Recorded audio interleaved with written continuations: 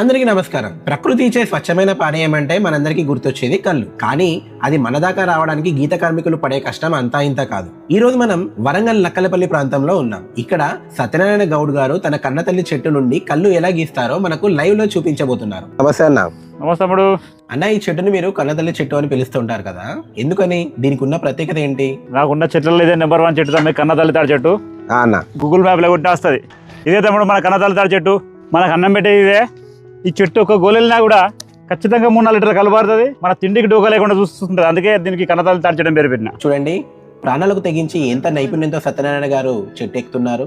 నిన్న కార్లు పెట్టుకుని నన్ను ఉన్నదని ఆ కత్తివాటం కళ్ళు కుండలను అమర్చే విధానం చూస్తుంటే ఇది కూడా ఒక గొప్ప కళ అనిపిస్తుంది. ఈ చెట్టు అంటే చాలా ఫేమస్ తమ్మి. ఈ ఏరియాలో ఈ చెట్టు ఏంటంటే పక్కపంటి పొద్దాలు లొట్టున్నా కూడా దాని కళ సూపర్ ఉంటుంది. అయినా కూడా దీన్ని లొట్టపడి అంటే మన గిరాకి ఈ చెట్టుకు లొట్టినా ఇది కళ అవుతుంది అని అడుగుతారు. అయితే నాకు ఇక్కడే కూర్చుంటారు ఇక ఆ చెట్టు దాకా రారు. అంత బాగుంటాయి కళ్ళు కూడా. చూసారు కదా, మన సంస్కృతిలో భాగమైన కళ్ళు గీత వెనుక ఎంత శ్రమ ఉందో. సత్యనారాయణ గౌడ్ గారు తన కన్నతల్లి లాంటి చెట్టుని ఎలా పూజిస్తూ మనకు ప్రకృతి ప్రసాదాన్ని అందిస్తున్నారో చూడడం చాలా ఆనందంగా ఉంది. అయిందా అన్న కళ్ళు? అయితే తమ్మి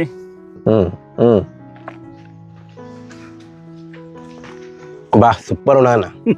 రంగశాయపేట్కి చెందిన సత్యనారాయణ గారు సాధారణ కుటుంబం నుంచి వచ్చిన అసాధారణమైన వ్యక్తి. ఆయన జీవితం అంటే కేవలం ఒక వృత్తి కాదు, అది నిజాయితీ, కష్టపడే స్వభావం. చిన్ననాటి నుండే కళ్ళు గీసే వృత్తిలో ఉన్న సత్యనారాయణ గారు ఏ పని చిన్నది కాదు అనే నమ్మకంతో ఎదిగారు. ఆయనను ప్రత్యేకంగా నిలబెట్టేది ఆయన స్వచ్ఛత పట్ల చూపే నిబద్ధత మరియు నిజాయితీ. ఆదివారం రోజుల్లో ఎక్కువ డిమాండ్ ఉన్నప్పటికీ ఆయన ఎప్పుడూ కల్తీ చేయరు. కస్టమర్ నమ్మకమే నా ఆస్తి అని భావించేవాడు. లాభం కన్నా విలువలే ముఖ్యమని నమ్ముతాడు. ఆయన సోషల్ మీడియా ఇన్ఫ్లుయెన్సర్ కూడా.